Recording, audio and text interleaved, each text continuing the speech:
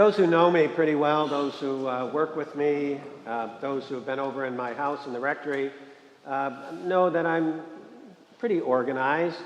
I'm kind of neat. I like things in order. And yet, I'm really blessed and graced to have some assistance with house cleaning in my house.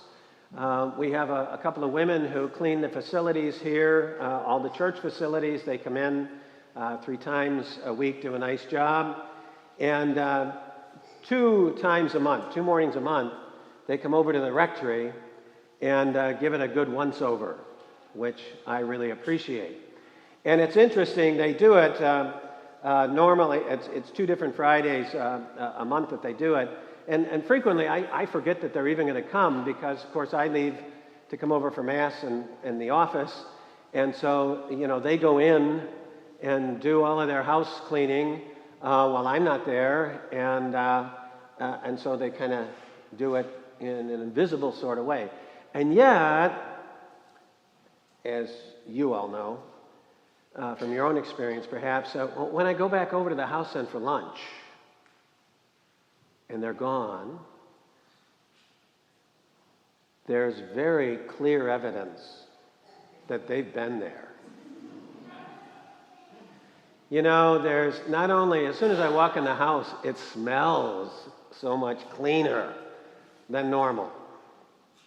I see those pats in the carpet from the vacuum. And our staff knows that these ladies also have this funny little treat of folding the ends of toilet paper in a triangle, like in hotels. And so even though I never saw them, it's very clear to me that there has been a very helpful presence there. And I thought of that as I kind of reflected on the scriptures and kind of the themes and tones of this 3rd Sunday of Advent. How often it is in our lives that we get evidence, some proof of some kind of positive presence that's been around. Maybe for the tiny youngsters, it's on Christmas morning when they come into the living room and see the Christmas tree loaded with all kinds of presents underneath the tree. And they see that plate of cookies that they had left for Santa. Now there's just a couple of crumbs left. The glass of milk is halfway down. There's even maybe a little soot in the carpet near the fireplace. Evidence of a presence, a loving, care-filled presence, for sure. Whether it's that mysterious presence that we know of Christmas, or whether it's a presence a little more familiar to us. Today, we hear the first reading, as we hear during Advent, this beautiful prophecy from Isaiah, talking about what things would be like when the Messiah comes and when the Messianic era breaks into the world. And today, there's different kinds of imagery in that first reading, beautiful imagery. But one of the pieces of imagery that's there is how there will be kind of a healing and a wholeness that takes place as evidence that God is near. And so the blind will see, the deaf will hear, the lame will walk. And when that kind of healing happens, that's evidence of a presence. And in the gospel today, when John the Baptist sends a message to Jesus, John's already in prison, and he sends a couple of his disciples to Jesus and says, "Are you the one? Are you the one? Are you the Christ?"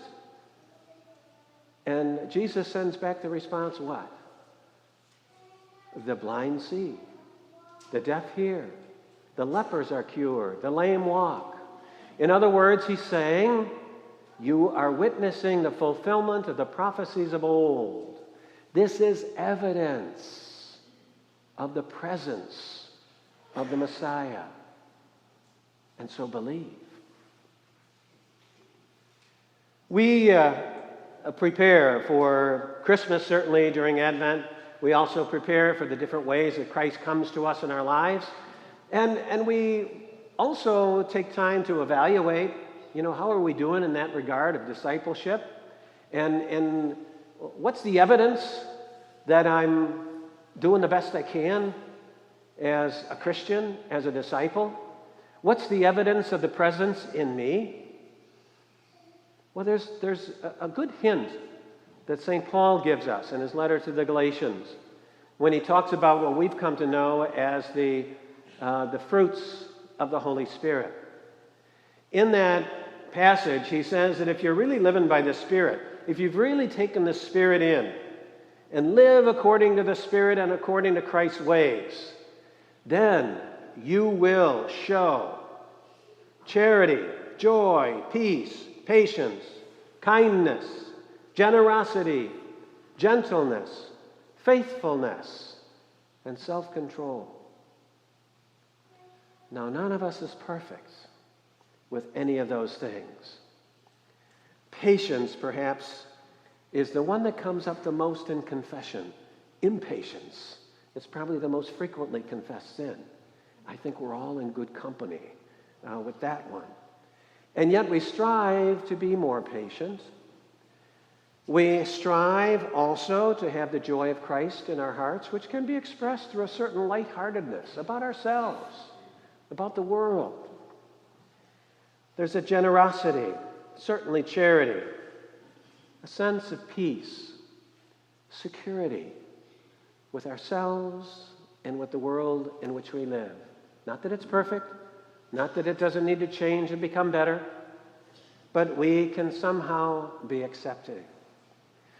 All of these fruits of the Holy Spirit, as Paul calls them, are evidence, are probably the best evidence that we are striving to follow Christ, to welcome him into our lives, and to turn around and express his values and his virtues in our speech, in our actions, in our decisions, in our relationships.